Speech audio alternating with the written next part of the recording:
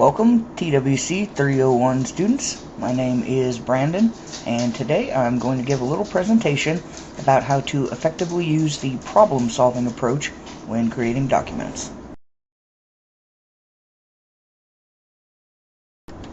So what is the PSA? Well, PSA means problem-solving approach, and it contains 5 steps: plan, research, draft, review, and distribute. Now, problem solving by definition is the process of working through the details of a problem to reach a solution. So, by using the problem solving approach, step by step, you will ask yourself different questions, and by the end of the process, you should come to a solid, logical conclusion you can present to your audience. The steps in the PSA are fairly straightforward. Plan, what am I being asked to do? What do I need to say? Research, what will help me? Who are my sources? Draft, how do I show my work? Review, do I make sense? Can I carry on, or do I need to start over? And distribute, what's the most effective route to get my message out? So during TWC 301, we were asked to create a proposal memo utilizing a real-life situation. I opted to go with a memo written to my current employer suggesting we revise our current foster care handbook. It hadn't been updated in years, and the outdated information it contained was causing us a lot of problems. I received my only 100% in this class on this document, and using the PSA was what got me there. So let's take a look at how I use the PSA to write this proposal memo. Step 1 is plan.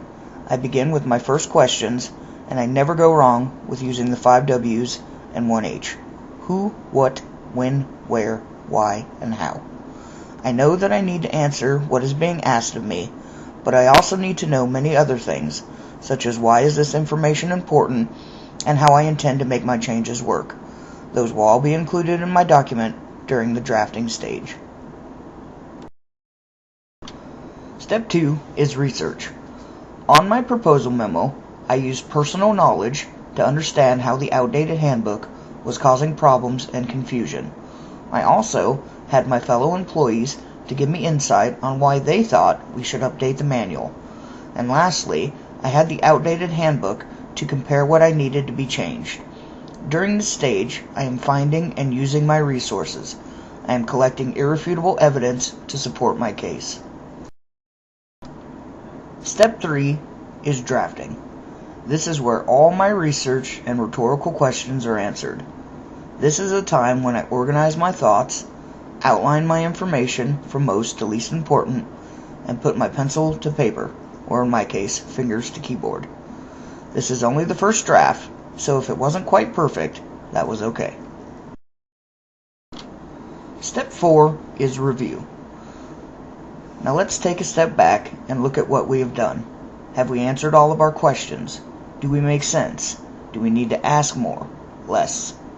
Is it perfect yet? This is a stage where I read and reread and had somebody else read. This is where I rearranged things to make them flow and made sure my evidence was strong and my case was solid. And finally, step 5, distribute. Time to get some readers. I got creative here and suggested that we save the updated manual as a PDF file and email it to all of our current and future foster care parents. That way, they could save it on their personal computers and always have it when needed. It also saves my company money in printing costs. So let's reflect a bit. What is so successful about using the PSA? Well, the PSA is your go-to guide if you really have no idea where to start. Sometimes we get one broad subject and we want to write about it, but there are so many elements we don't know what to include. The PSA is there to guide you, step by step, towards creating a cohesive, well-written document.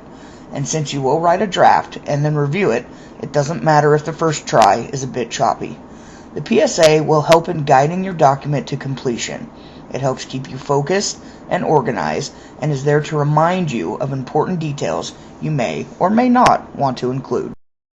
The lessons I have learned about my own writing skills are that rhetorical questions need to be answered before I begin writing. I also learned that visuals are crucial. You can tell an entire story without saying a word. and that etiquette is very important. It exists in every form of communication and should always be followed. Photographs, books, speaking, advertising, newspapers, and computers. Just some of the media we use to communicate, but they are ineffective if you don't know how to convey your message properly and utilize their strengths. During this class, I learned that people learn through their senses, so using text, visuals, and sounds are important in reaching your audience. Asking and answering rhetorical questions will benefit you in finding and keeping your direction in a document. Lastly, what method of distribution will be most effective for conveying your message?